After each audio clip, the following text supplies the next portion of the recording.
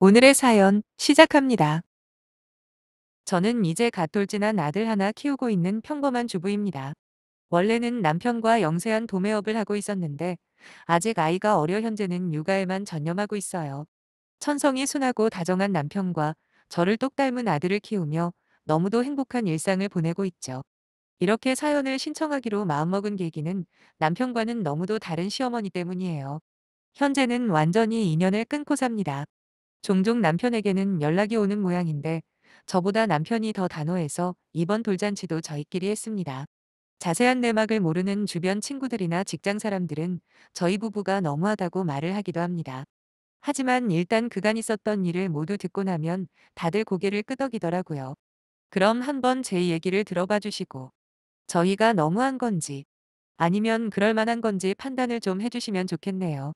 제겐 언니들이 있습니다만 자기들 가정에만 신경 쓰고 엄마는 나 몰라라 하는 바람에 어쩔 수 없이 엄마랑 둘이 살아야 했어요.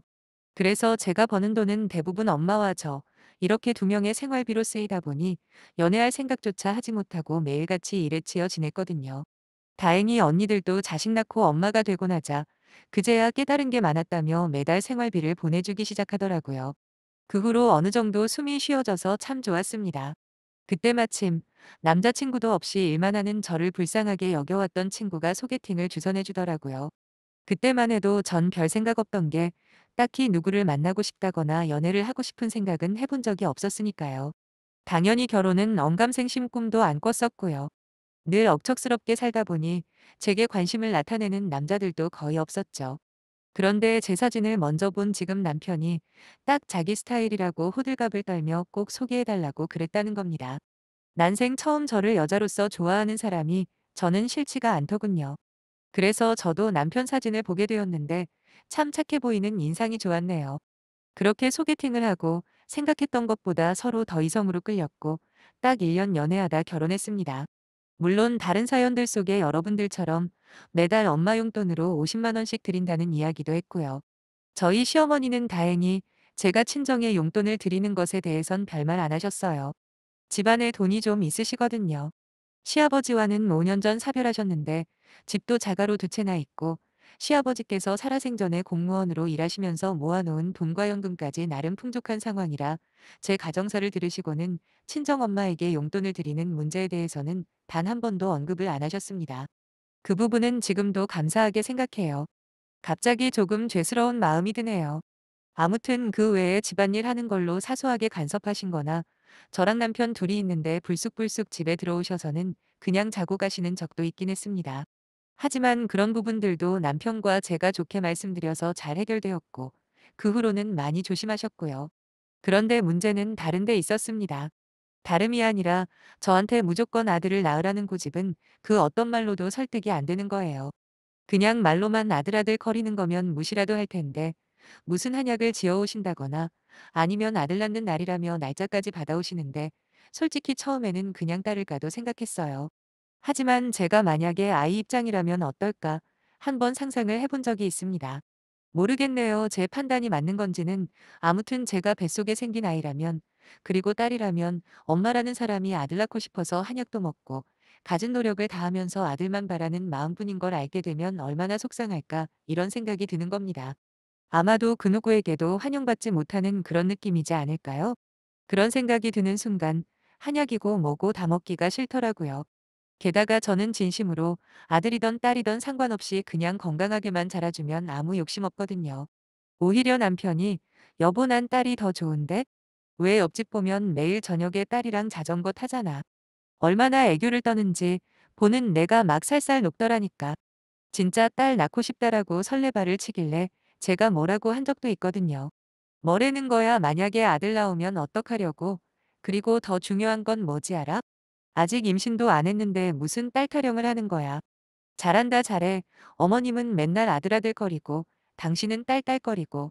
할 수만 있으면 차라리 아들딸 이란 성쌍둥이로 낳아주고 싶을 정도야. 라고 농담도 하고 그랬습니다. 당연히 원하는 성별을 기다리는 건 누구나 할 수 있죠. 제가 너무 예민하게 구는 거라는 것도 인정하고요. 그런 것까지 비난하고 싶지는 않아요. 그리고 시어머니도 딱 저 정도였으면 인연을 끊는 결정까지는 절대 안 했을 거고요. 그렇게 각자 원하는 바램을 간직한 채 저와 남편은 아이를 가지기 위해 참 무던히도 노력했네요. 병원도 꼬박꼬박 다니고 아무리 피곤해도 할 건 꼭 하고 자고 그랬어요. 그 와중에 시어머니는 제 얼굴만 보면 "애는 들어섰냐? 아직이야? 눈 빠지겄다 아주. 어떤 놈이 찾아올런지 이 할미를 안달나게 하는구만." 라고 하시며 퇴근을 하셨는데 한 번은 저도 듣기만 할 수가 없어서 살짝 받아친 적이 있었거든요. 어머니 저희도 노력하고 있으니까 곧 생기겠죠. 병원에선 둘 다 아이를 가지는데 아무 문제가 없다고 하니 좀 느긋하게 기다려보세요. 참 그리고 어떤 놈이 아니라 어떤 년이 나올 수도 있는데요. 전 분위기를 전환하고자 한 가벼운 농담이었는데 갑자기 열받으신 듯한 시어머니는 바로 정색을 하시며 "뭐야 년? 고추도 못 달고 나오는 애를 어디다 쓰라고. 그냥 없애라 만약에 딸이면 알겠니? 너는 내가 벼르고 있어. 말이 나왔으니까 이야기 좀 하마. 내가 해준 한약도 안 먹고 아들 낳는데 좋다는 귀한 약초까지 구해다 줬더니 그것도 손도 안 댔다며 진짜 두고 볼 거야라고 하시는데 전 너무도 놀랐어요. 정도가 심하긴 했지만 그래도 손자던 손녀던 일단 낳으면 이뻐해 주시겠거니 했거든요. 그런데 지우라니요. 딸은 뭐 사람도 아닌가요? 진짜 흔한 말로 여자의 적은 여자라더니 본인도 여자시면서 어떻게 그런 말을 할 수가 있는지. 딸이면 지우라고요? 전 거기서도 더 참으면 진짜 아무 말도 못하는 병신 취급받을까 봐 바로 받아쳤네요. 어머님 지금 뭐라고 하신 거예요? 딸이면 지우라고요? 그게 무슨 뜻인지 알고 하신 소리신가요? 어머님 손녀 죽이라는 뜻이에요. 아시겠냐고요? 어머님은 딸 아니에요? 저도 딸이고요. 그런데 어떻게 며느리한테 손녀를 지우라는 말씀을 하세요? 저 이번에는 절대 못 넘어갑니다. 확실하게 사과받기 전까진 찾아오지 마세요. 연락도 마시고요. 그리고 전 곧바로 남편에게 이 모든 일들을 말했죠. 그랬더니 남편은 저보다 더 화를 내는 겁니다. 그런데 사람 일이라는 게 참 우습죠? 그렇게 집안 분위기가 뒤숭숭할 때 저는 임신을 하게 되었고 시어머니와의 갈등도 그냥 흐지부지 지나갈 수 있었네요. 아무래도 산모의 기분이 가장 중요하니까요. 거기다 저의 임신 소식을 듣고 건성이긴 했지만 시어머니의 사과도 받았기 때문에 마음에 계속 담아두지 않았습니다. 그럴 수도 없었고 말이죠. 제가 계속 우울해하면 안 좋은 기분이 분명 아이한테 안 좋게 영향을 미칠 게 뻔했거든요. 그래도 설마 했네요. 그렇게 한바탕 하고 나서도 끝까지 아들아들 그러실까 하고 의아했는데 오히려 더 심해지는 시어머니를 보며 이것도 어떻게 보면 병이다 병 그랬습니다. 시어머니는 제가 임신하고부터 거의 매일 저희 집에 들르셨어요. 와서 청소도 해주시고 밑반찬도 종류별로 해주셨는데 정말 감동했습니다. 친정엄마는 좀 멀리 사시는 데다 이런 잔정까지는 없거든요. 제가 임신 소식을 알렸을 때도 잘했다. 건강 각별히 신경 쓰거라. 이 두 마디가 전부였으니 말 다 한 거죠. 아무튼 시어머니의 이러한 노력들에 감동할 무렵 시어머니의 입에서 나온 말들을 듣자마자 그동안의 감사한 마음이 하나도 남김없이 다 날아갔어요. 시어머니가 뭐라고 하셨냐고요? 하루는 제 배를 보시면서 우리 손자 꼭 고추 달고 나오거라. 아니면 이 할미 얼굴 볼 생각도 하지 말어. 안 나오면 더 좋고 말이다. 라고 하시는 겁니다. 저 정말 미친 사람인 줄 알았어요.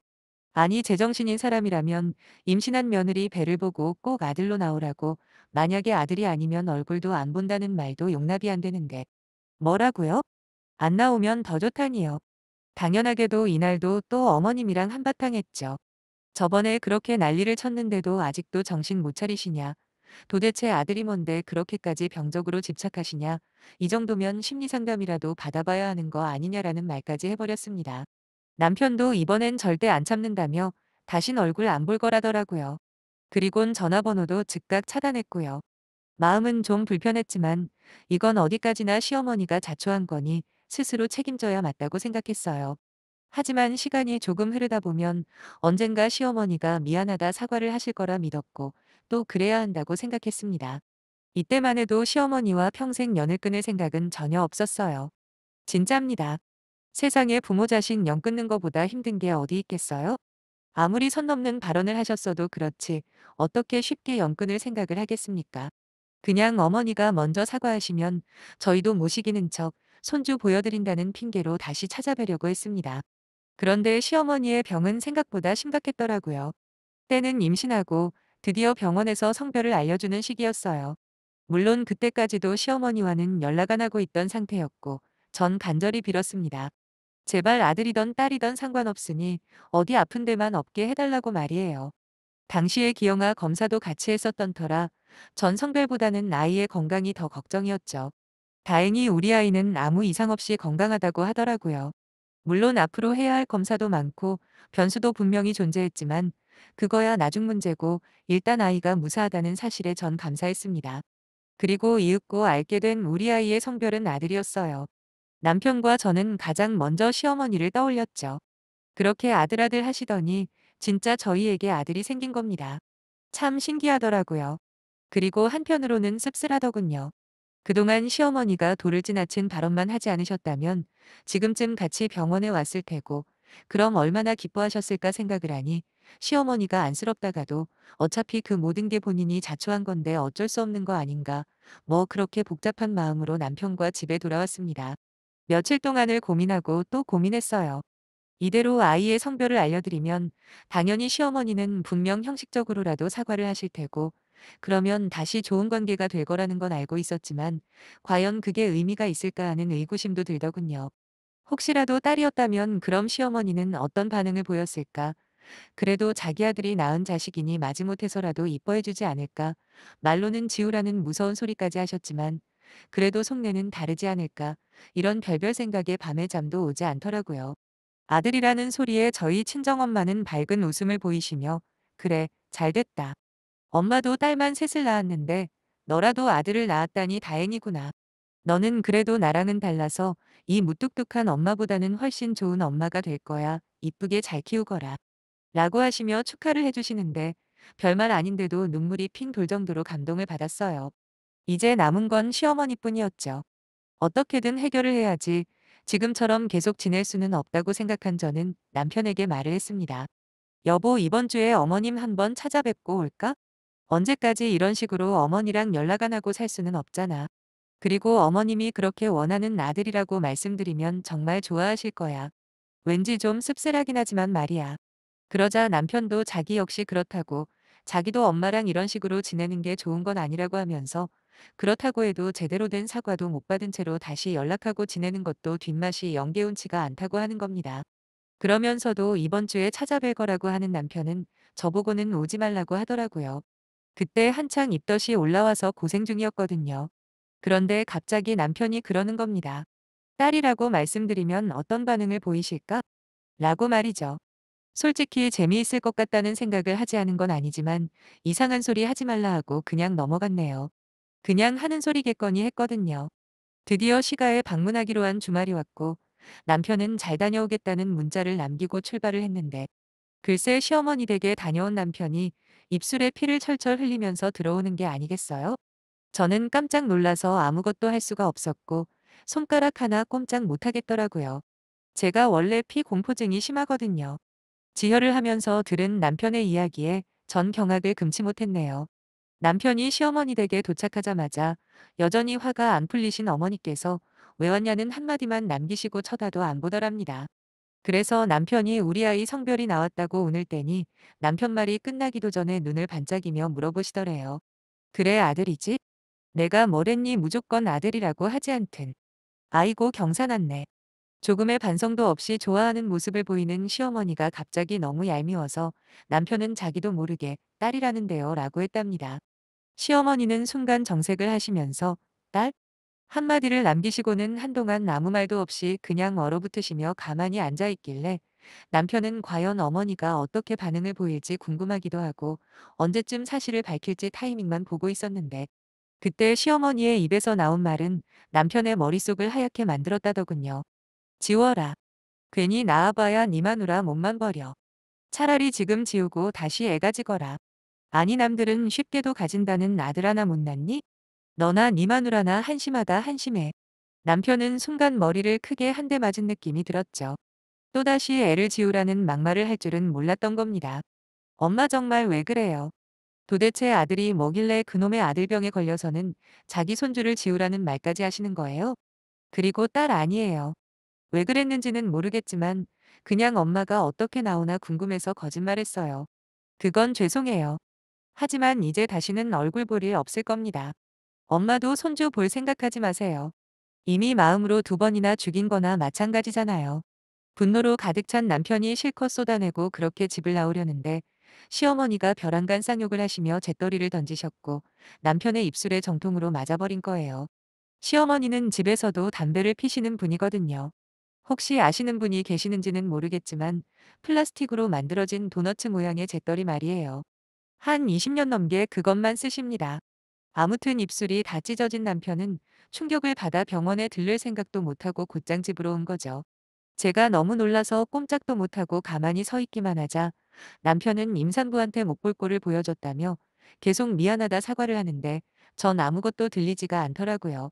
제 뱃속의 아이한테 그저 미안한 마음뿐이었네요. 그 후로 시어머니에게 몇 번 전화가 오긴 했지만 전 아예 받지 않았고 남편은 한두 번 통화하더니 여전히 말이 안 통한다고 화를 내더군요. 그 후로는 일절 연락도 없습니다. 그렇게 소원하던 손자는 너무나도 건강하게 잘 태어났습니다. 하지만 우리 아들에게는 외할머니만 있고 친할머니는 없는 아이나 마찬가지겠네요. 지금도 남편은 시어머니 이야기만 하면 불같이 화를 냅니다. 결혼 전에는 아이를 그렇게까지 좋아하는지 몰랐는데 자기 새끼는 다른가 얼마나 자식 사랑이 지극한지 몰라요. 아마 그래서 더욱더 자기 엄마에 대한 화가 안 풀리는 걸 수도 있어요. 저번에 100일 잔치를 했는데 참 속상하더라고요. 시어머니가 잘했다는 건 아니지만 그래도 언젠가는 손자를 보여드려야 하지 않을까 싶기도 하고요. 어떻게 결정을 내려야 할지 너무 힘드네요. 남편은 제가 설득할 자신이 있어요. 하지만 그 전에 제가 결정을 내려야겠죠? 일전에 이런 이야기를 한 번 나눈 적이 있는데 버럭버럭 화를 내던 남편도 결국엔 제 의견이 가장 중요하다고 어떻게 결정을 하던 무조건 따르겠다네요. 그래서 부담이 큰 것도 사실이에요. 시어머니에게 언제쯤 연락을 해서 다시 만나는 게 좋을까요? 아니면 그냥 지금처럼 연 끊고 사는 게 좋을까요? 부디 현명한 여러분들의 의견을 기다리며 이만 마치겠습니다.